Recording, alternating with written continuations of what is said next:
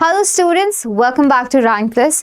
मेरा नाम है दुर्गेश नंदिनी और आज का हमारा टॉपिक है aromaticity, which is a very important topic in organic chemistry. हर साल इस टॉपिक से एक दो क्वेश्चंस आते ही आते हैं। तो आज हम सीखेंगे रूल्स ऑफ एरोमेटिसिटी। ये है ऑर्गेनिक केमिस्ट्री का टॉपिक। तो ऑर्गेनिक मॉलिक्यूल्स ही हम यहाँ पे देखने वाले हैं। ऑर्गेनिक मतलब कार्बन रिलेटेड मॉलिक्यूल्स, राइट।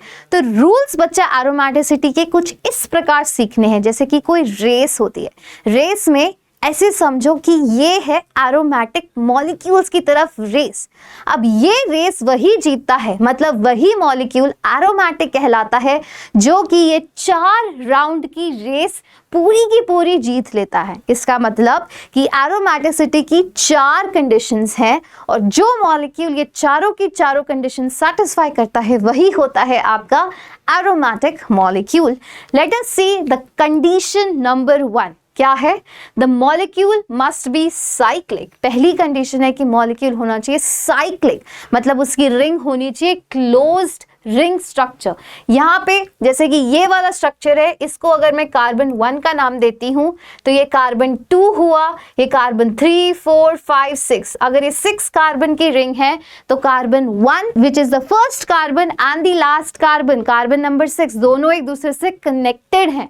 तो ये जो कनेक्टेड होता है इसी को क्या बोलती हूँ, क्लोज रिंग स्ट्रक्चर। तो साइक्लिक मॉलिक्यूल जो भी है वो मेरा फर्स्ट कंडीशन, मतलब फर्स्ट राउंड पास कर देता है ये मॉलिक्यूल कि हमें एरोमेटिक मॉलिक्यूल्स में साइक्लिक कंडीशंस की आवश्यकता है। ये वाला देखो ए साइक्लिक मॉलिक्यूल है, ये साइकिल कंप्लीट नहीं हो रही, तो ये फर्स्ट कंडीशन हार गया, फर्स्ट राउंड हार गया, तो ये कभी भी एरोमेटिक नहीं होगा। ये हो सकता है, आगे चेक करते हैं। अब कंडीशन नंबर 2, पहली तो हो गई साइक्लिक मॉलिक्यूल। दूसरी कंडीशन क्या है कि साइक्लिक मॉलिक्यूल में जो भी एटम्स हैं वो कैसे होने चाहिए, every atom in the ring must be conjugated, मतलब रिंग के अंदर जो भी एटम्स है वो कॉन्जुगेटेड होने चाहिए। कॉन्जुगेशन एक ऐसा वर्ड है जो हम एक another topic of organic chemistry resonance में सीखते हैं। आज इसका एक भाग सीखेंगे। भाग क्या है, कॉन्जुगेटेड का मतलब आप केवल sp2 हाइब्रिडाइजेशन मान लो कि जिस भी एटम की sp2 हाइब्रिडाइजेशन होगी वो हमारा क्या होगा, एरोमेटिक की दूसरी रेस में पास, दूसरी कंडीशन पास हो जाएगी। जैसे कि ये वाला एग्जांपल देखो, इसमें ये जो साइक्लिक स्ट्रक्चर है कंडीशन 1 सेटिस्फाइड। कंडीशन 2 क्या, सारे के सारे साइक्लिक एटम साइक्लिक रिंग के अंदर जो भी एटम्स है क्या वो sp2 हाइब्रिडाइज्ड है। Yes, this is sp2 hybridise, ये भी sp2, ये भी sp2, ये भी sp2, ये भी sp2, ये भी sp2, सारे के सारे sp2 हाइब्रिडाइज्ड हैं। तो ये कंडीशन नंबर 2 सेटिस्फाई करता है। कंडीशन नंबर, अब इसमें देखो ये वाला एटम है sp3, तो इसका मतलब ये सेटिस्फाई नहीं करता कंडीशन। sp2 हाइब्रिडाइजेशन दोबारा से सीखे तो क्या होती है, जिसमें भी कार्बन डबल बॉन्डेड होता है। अगर सिर्फ कार्बन की बात करूं तो डबल बॉन्ड जैसे ही दिख जाती है वैसे ही वो sp2 हाइब्रिडाइज्ड हो जाता है। सिमिलरली अगर कार्बन पे पॉजिटिव चार्ज है, अगर कोई कार्बोकटाइन बन रहा है वो भी बच्चा हमेशा sp2 हाइब्रिडाइज्ड होता है। ये चीजें याद करनी है। अब ये वाला जैसे sp3 हो गया, मतलब कि जो मेरी रिंग है साइक्लिक स्ट्रक्चर है उसमें मेरा एक एटम sp3 है, मतलब ये एरोमेटिक कभी नहीं हो सकता। सिमिलरली ये वाला देखो मॉलिक्यूल, इस मॉलिक्यूल में क्या है, ये वाला जो एटम है ये कार्बन है पॉजिटिवली चार्ज, मतलब ये sp2 हाइब्रिडाइज्ड है, इजंट इट। मैंने बोला जब कार्बन पे पॉजिटिव चार्ज होता है तो वो sp2 हाइब्रिडाइज्ड होता है, और ये दोनों कार्बन्स तो मुझे नजर आ ही रहे हैं कि sp2 हैं, तो ये कंडीशन नंबर 2 सेटिस्फाई करता है। साइक्लिक भी है, सारे एटम्स साइकिल में sp2 हाइब्रिडाइज्ड हैं। अब ये देखो ये साइक्लिक है, पर ये वाला जो कार्बन है कैसा है, sp3 है कि नहीं, सारी सिंगल बॉन्ड्स हैं। इसका मतलब ये कंडीशन नंबर 2 सेटिस्फाई नहीं करता, ये कभी भी एरोमेटिक मॉलिक्यूल नहीं हो सकता। तो कंडीशन 2 हो गई। अब कंडीशन नंबर 2 में और भी चीज देखते हैं क्या है। अभी तो कार्बन की बात कर ली। कार्बन कब होता है sp2, जब कार्बन पे या तो डबल बॉन्डेड हो या फिर उस पर एक पॉजिटिव चार्ज हो। अगर मेरा जो साइक्लिक स्ट्रक्चर है, ये भी साइकिल है, पूरी कंप्लीट हो रही है, बट उसमें क्या है, एक हेटेरो एटम जैसे कि नाइट्रोजन आ गया, अब इस केस में मैं कैसे देखूंगी हाइब्रिडाइजेशन? तो हाइब्रिडाइजेशन का सिंपल क्या तरीका होता है, ये देखो, जब कार्बन की हाइब्रिडाइजेशन समझते हैं, जब एक कार्बन 1 एटम 2 3 4 चीजों से जुड़ा होता है, 4 सेपरेट एंटिटीज से जब जुड़ा होता है तो उसकी हाइब्रिडाइजेशन होती है sp3। अब वही कार्बन जब केवल 1 2 एंड 3 एंटिटीज से जुड़ा होता है, साथ में एक डबल बॉन्ड होती है, तो क्या होता है वो sp2। अब ये देखो, डबल बॉन्ड छोड़ो, ये देखो कि कार्बन यहाँ पे 4 चीजों से जुड़ा है तो sp3, यहाँ 3 चीजों से जुड़ा है तो sp2। अब यहाँ पे जब 2 ही चीजों से जुड़ा होता है तो sp। अब डबल बॉन्ड ट्रिपल बॉन्ड तो उसके कॉन्सिक्वेंसेस हो गए। अब सिमिलरली नाइट्रोजन की बात करूं तो क्या होगा? अगर मैं नाइट्रोजन की बात करती हूं, नाइट्रोजन फॉर एग्जाम्पल, नाइट्रोजन अगर 1 2 3 4 चीजों से जुड़ा है, जिसमें से एक क्या है उसका, एक है उसका लोन पेयर, तो ये भी क्या है, 4 चीजों से ही जुड़ा हुआ है, चाहे एक लोन पेयर हो, 4 बॉन्ड्स ही बना रहा है, एक तरीके से सोच सकते हैं। तो इस केस में नाइट्रोजन है sp3 हाइब्रिडाइज्ड। अब जैसे जैसे ये एक एक चीज कम करती जाऊं, फॉर एग्जाम्पल ये नाइट्रोजन केवल 2 ही चीजों से जुड़ा हो, 2 ही चीजों से जुड़ा होगा तो sp2 हो जाएगा, करेक्ट। अब सिमिलरली अगर मैं ऑक्सीजन की बात करती हूँ, ऑक्सीजन इस प्रकार से बना सकती हूँ, ऑक्सीजन के ऊपर होते हैं 2 लोन पेयर और यहाँ पे होता है मेरे 2 और बॉन्ड्स। तो जब ऑक्सीजन इस स्टेट में है, जब उसके ऊपर 2 लोन पेयर है और 2 कुछ बॉन्डेड एटम्स है, तो यहाँ पे ऑक्सीजन हो जाता है sp3 हाइब्रिडाइज्ड। अब जैसे जैसे एक एक बॉन्ड कम करती जाऊंगी तो वो sp2 और sp हाइब्रिडाइज हो जाएगा। सेम केस होगा नाइट्रोजन के साथ। एग्जाम्पल के साथ देख के बताती हूँ पर हाइब्रिडाइजेशन समझ आई इनकी। अब चलते हैं इस एग्जाम्पल पे वापस। अब यहाँ पे देखो कि मैम मुझे दिख रहा है कि ये वाला कार्बन sp2 है, ये कार्बन भी sp2 है, ये भी sp2 है, ये भी sp2 है। क्यों? क्योंकि सभी पे डबल बॉन्ड है, तो कार्बन तो sp2 है। ये नाइट्रोजन की क्या हाइब्रिडाइजेशन है, तो ये नाइट्रोजन को क्या मैं ऐसे नहीं रिप्रेजेंट कर सकती, ये नाइट्रोजन है, एक लोन पेयर लगा है और साथ में 1 बॉन्ड 2 बॉन्ड एंड 3 हाइड्रोजन जुड़ी हुई है, 1 2 3, तो इसकी हाइब्रिडाइजेशन तो मैम sp3 हो गई। बट यहाँ पे एक ट्विस्ट है। ट्विस्ट क्या है कि जो नाइट्रोजन के लोन पेयर हैं वो पार्टिसिपेट करते हैं रेजोनेंस में। रेजोनेंस का मतलब है जो इसके लोन पेयर हैं वो रिंग के अंदर जाके एक बॉन्ड पेयर बन जाते हैं और जो बॉन्ड पेयर है वो लोन पेयर बन जाते हैं और ये साइकिल कंटिन्यू होती रहती है। इस प्रोसेस को हम क्या बोलते हैं? रेजोनेंस। जैसे ही बच्चा ये रेजोनेंस स्ट्रक्चर दिखाता है तो क्या होगा, यहाँ पे देखो, जैसे ये रेजोनेंस स्ट्रक्चर दिखाता है तो इस प्रकार से हमें क्या मिलता है, नाइट्रोजन पे 1 एटम 2 एटम एंड 3 एटम, केवल 3 ही बॉन्ड्स नजर आती है, 3 ही एटम्स नजर आते हैं, आए कि नहीं? तो इसका मतलब यहाँ नाइट्रोजन हो जाता है sp2 हाइब्रिडाइज, नाइट्रोजन के साथ आ जाती है एक डबल बॉन्ड। तो ड्यू टू रेजोनेंस यहाँ पे नाइट्रोजन कन्वर्ट हो रहा है हमारी डबल बॉन्ड में, तो ये नाइट्रोजन अब फिर से यहाँ पे sp2 नहीं sp3 नहीं होगा, इसको मैं बोलूंगी sp2 hybridised due to resonance. कि ये जो लोन पेयर है यहाँ टिकते नहीं है, ये लोन पेयर मूव करते रहते हैं रिंग में, जिसकी वजह से नाइट्रोजन पे डबल बॉन्ड आ जाती है। ये सारे इसके रेजोनेटिंग स्ट्रक्चर्स हैं। ये कैसे बने, ये रेजोनेंस की क्लास में सीखते हैं, इस क्लास में नहीं। ये चीज समझ।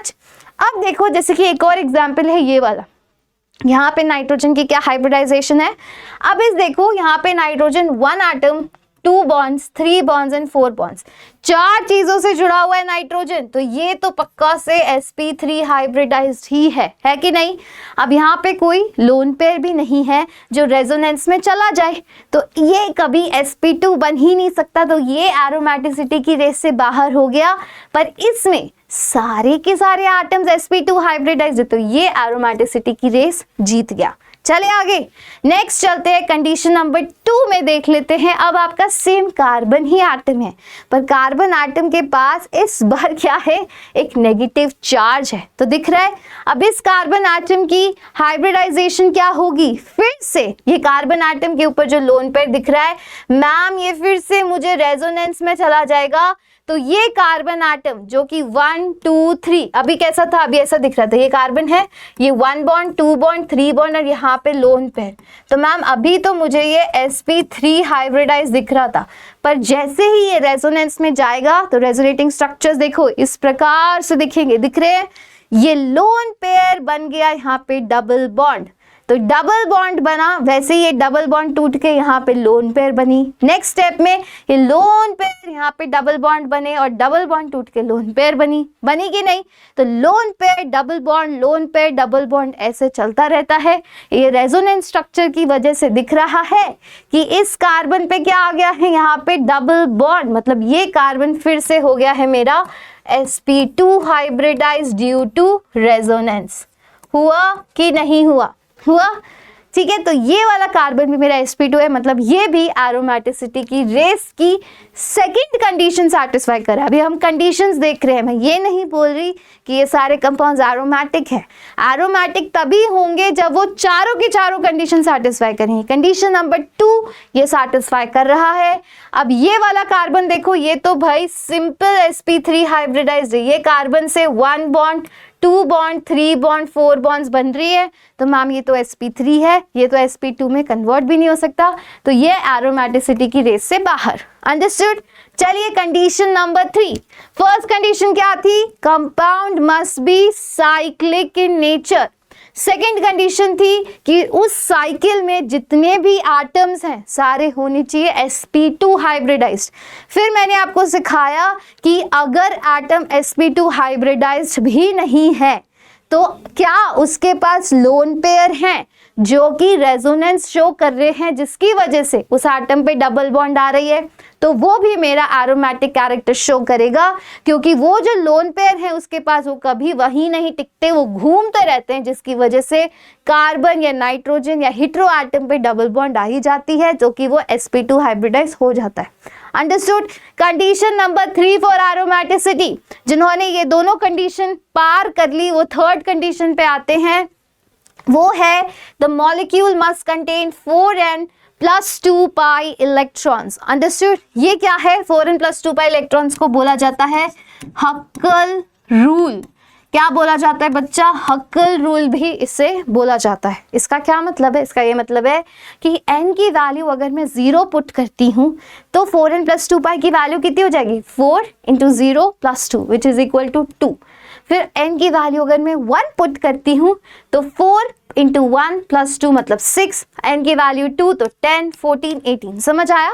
तो इसका मतलब है कि अगर मेरी जो साइक्लिक स्ट्रक्चर है, अगर उसके सारे एटम्स sp2 हाइब्रिडाइज्ड है, तो उस साइक्लिक स्ट्रक्चर में जो नंबर ऑफ इलेक्ट्रॉन्स होंगे वो इस सीरीज के अकॉर्डिंग होने चाहिए, हक्कल रूल के अकॉर्डिंग। या तो उसमें 2 पाई इलेक्ट्रॉन्स होने चाहिए, या फिर 6 पाई इलेक्ट्रॉन्स, या फिर 10 पाई, या फिर 14 पाई, या फिर 18 पाई। अब इसको याद करने का क्या तरीका है कि ma'am minimum number of electrons क्या दिख रहा है, 2 दिख रहा है, तो 2 क्या है आपके मिनिमम नंबर ऑफ इलेक्ट्रॉन्स हैं टू शो एरोमेटिसिटी, मतलब 0 इलेक्ट्रॉन्स या उससे कम वाला शो नहीं करता एरोमेटिसिटी, मिनिमम 2 हैं। उसके बाद केवल +4 +4 +4 +4 करोगे तो भी ये पूरी सीरीज लगाने की जरूरत नहीं, केवल ये फॉर्मूला पता होना चाहिए 4n + 2 पाई। ये हक्कल साइंटिस्ट इन्होंने निकाला था, इसीलिए उनके ऊपर नाम दे दिया है हक्कल्स रूल। ठीक है, तो 2 इलेक्ट्रॉन्स है मिनिमम इलेक्ट्रॉन्स फॉर एरोमेटिसिटी। उसके बाद +4 +4 करूंगी, अगर 6 इलेक्ट्रॉन्स है किसी स्पीशीज में वो पक्का एरोमेटिक होगा, अगर 10 है तो भी होगा, 14 है तो होगा, अगर 7 इलेक्ट्रॉन्स हैं तो बच्चा एरोमेटिक नहीं होगा।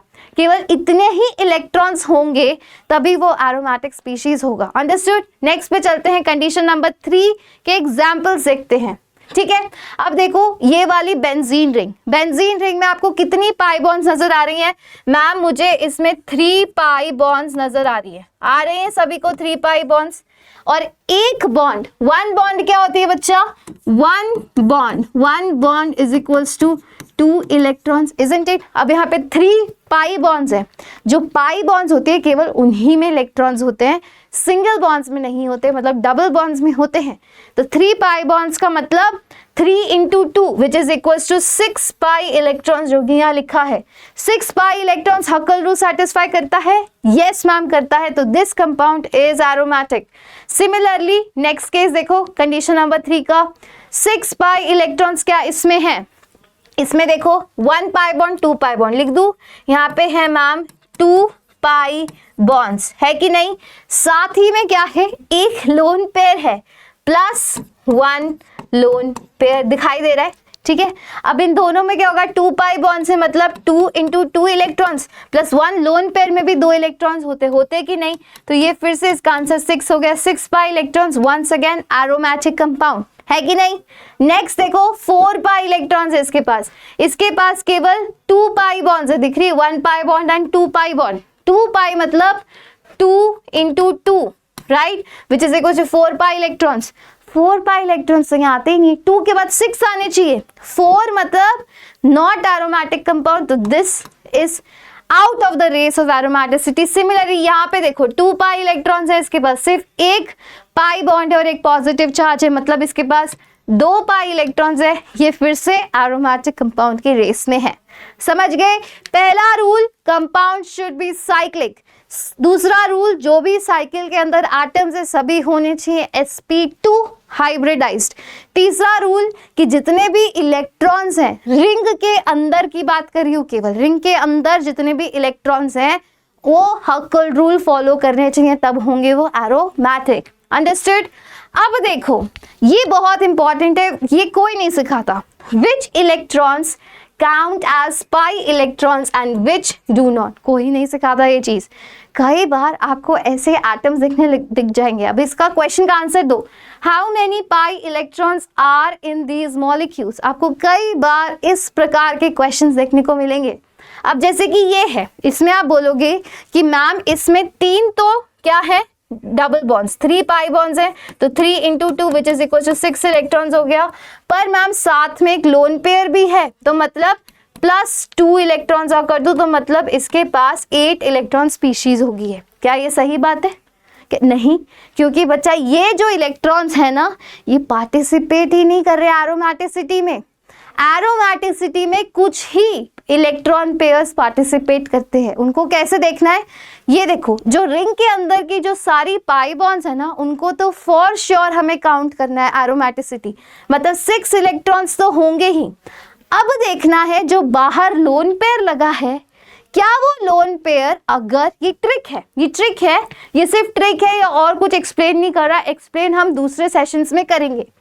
अब देखो ये ट्रिक क्या है, अगर ये डबल बॉन्ड है, डबल बॉन्ड जैसे कि इस वाले एटम पे ये डबल बॉन्ड है, अगर इस डबल बॉन्ड पे ही आपका लोन पेयर इस तरीके से लगा हुआ है ना, डबल बॉन्डेड कार्बन पे ही लोन पेयर लगा हुआ है, तो वो कार्बन मैं काउंट नहीं करूंगी किसमें, एरोमेटिसिटी में। पर अगर जैसे कि ये वाला नाइट्रोजन है, ये वाला नाइट्रोजन देखो, ये जो डबल बॉन्ड है ये नाइट्रोजन से जुड़ा हुआ है ना, जिस नाइट्रोजन से डबल बॉन्ड जुड़ा है उसी नाइट्रोजन पे अगर लोन पेयर है तो ये फिर से काउंट नहीं होगा एरोमेटिसिटी में। ये वाला लोन पेयर काउंट नहीं होगा, तो ये कितना इलेक्ट्रॉन सिस्टम हो गया, ये कितना इलेक्ट्रॉन सिस्टम हो गया, this is again 6 pi electron system, मतलब ये एरोमेटिक है। ये वाला भी बच्चा केवल 6 पाई इलेक्ट्रॉन सिस्टम है, मतलब ये भी एरोमेटिक है। सिमिलरली ये वाली स्पीशीज देखो, अब इसमें ये वाले जो लोन पेयर ऑफ इलेक्ट्रॉन्स हैं, ये ऑक्सीजन है, ये इससे केवल और केवल सिंगल बॉन्ड्स लगी हुई हैं और लोन पेयर लगे हुए, तो क्या ये इलेक्ट्रॉन काउंट होगा एरोमेटिसिटी में? यस डेफिनेटली, क्योंकि जिस एटम से डबल बॉन्ड लगी है उसी एटम पे लोन पेयर नहीं है। ये देखो, इस ऑक्सीजन से कोई डबल बॉन्ड नहीं है, तो एक लोन पेयर काउंट होगा, सिर्फ एक ही काउंट होता है, एक एटम से दूसरा नहीं होता, ये भी याद रखना। तो एक काउंट होगा, इसका मतलब कितनी इलेक्ट्रॉन्स हो गए इसमें, 1 पाई बॉन्ड, 2 पाई बॉन्ड्स मतलब कि 4 electrons plus 1 lone pair plus 2 electrons which is once again 6 electron system हो गया। हुआ कि नहीं? तो ये हक्कल रूल फॉलो कर रहा है, तो टिक मार्क लगा दो एरोमेटिसिटी का।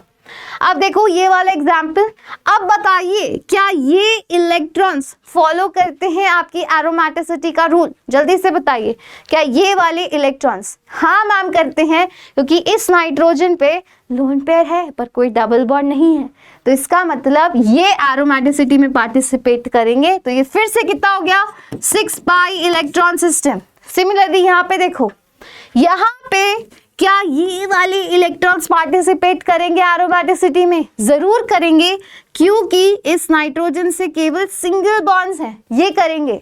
पर क्या ये वाले इलेक्ट्रॉन्स पार्टिसिपेट करेंगे? नहीं। क्यों? क्योंकि इस नाइट्रोजन जिस पे लोन पेयर है उस पे डबल बॉन्ड भी लगा है, तो ये तो एरोमेटिसिटी पे पार्टिसिपेट नहीं करेंगे। तो एक ट्रिक बता दी मैंने, ये ट्रिक हर एग्जाम्पल में काम आएगी। जब भी एटम पे डबल बॉन्ड और लोन पेयर साथ में हो तो लोन पेयर एरोमेटिसिटी में काउंट नहीं करना। कब करना है? जब एटम के साथ डबल बॉन्ड ना हो और केवल लोन पेयर हो, और लोन पेयर भी केवल एक काउंट करना होता है एरोमेटिसिटी दिखाने के लिए। अंडरस्टूड?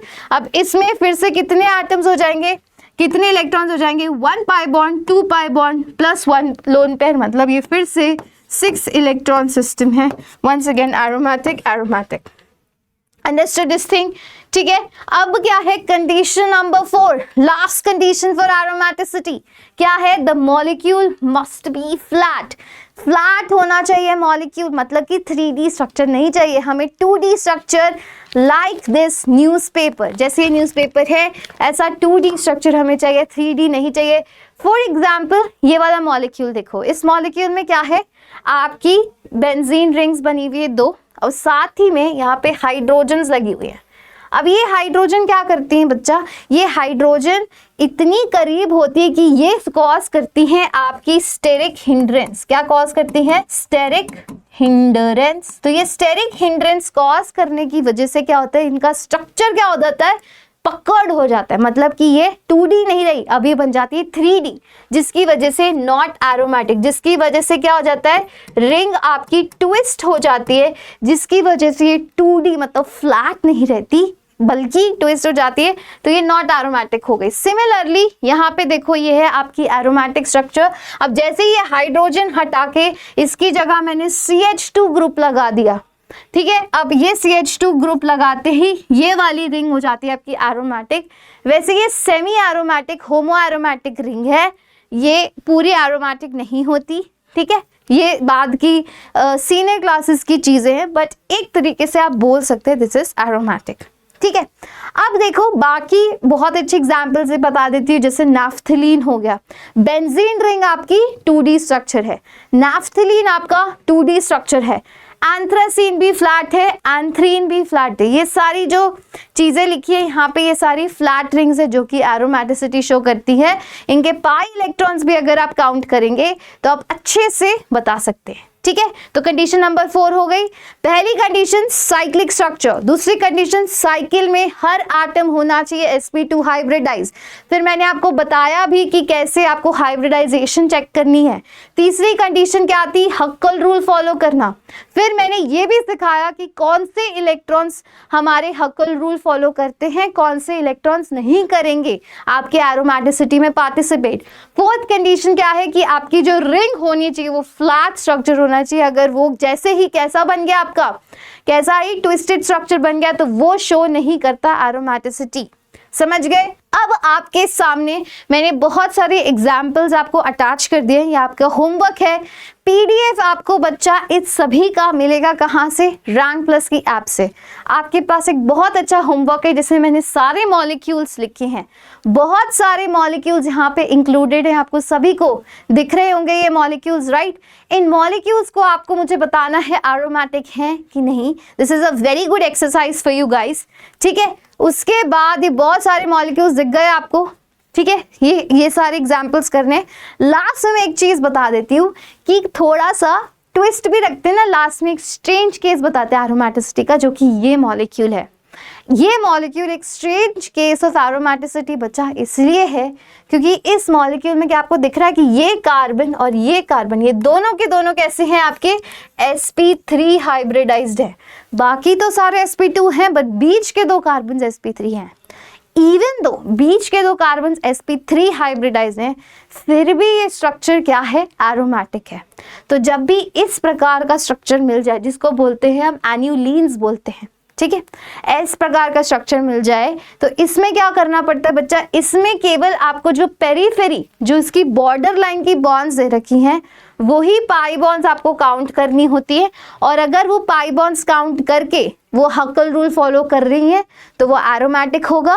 और अगर ये पेरीफेरी की बॉन्ड्स, जैसे कि मैं काउंट करती हूँ, इसको मैंने 1 नंबर दे दिया, ये 2 हो गया, ये 3, ये 4, ये 5, ये 6, ये 7, तो 7 पाई बॉन्ड्स मतलब 7 × 2 which is equal to 14 electron system है ये फॉर श्योर एरोमेटिक है। बट सिमिलरली अगर ये 15 इलेक्ट्रॉन सिस्टम होता तो ये एरोमेटिक नहीं होता, 16 इलेक्ट्रॉन होता तो भी एरोमेटिक नहीं होता।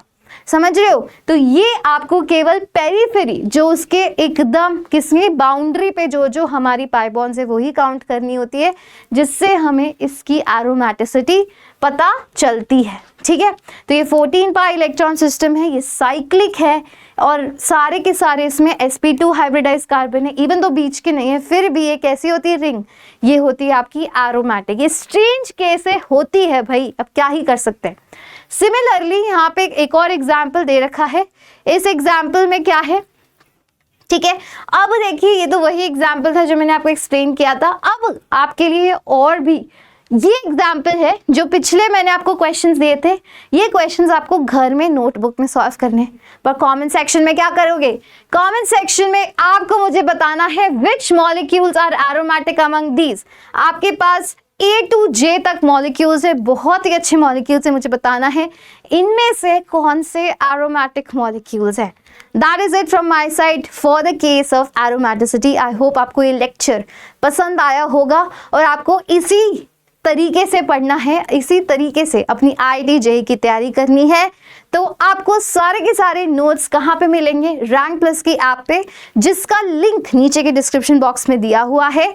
और आपको ऐसी ही पुरजोर तैयारी करनी है अपनी IIT JEE की, कुछ भी एक भी पॉइंट मिस नहीं करना, क्योंकि अब बच्चों के 360 में से 355 मार्क्स आ रहे हैं, वो भी JEE एडवांस में। तो कंपटीशन बढ़ चुका है, उसी प्रकार से तैयारी करनी है। तो जल्दी से रैंक प्लस की टीम से जुड़ जाइए और आपको रैंक प्लस के साथ पढ़ना है। उसकी एडमिशन हेल्पलाइन नंबर नीचे दे रखी है 9116300300। तो आप यहां से जुड़ेंगे तो आपको जो मैंने यहां तक A to J एग्जाम्पल्स दिए हैं, ये कितने हो जाएंगे, जो आज 10 एग्जाम्पल्स अगर किए होंगे तो वो 150 एग्जाम्पल एक महीने में एक टॉपिक से आपको मिलेंगे। तो आप देख ही लो कि जो तैयारी 10% यूट्यूब से होती है वो 100% कैसे कोर्स के द्वारा स्केड्यूल में घुस के हो सकती है। That is it from my side. Thank you so much for attending the session. Bye bye.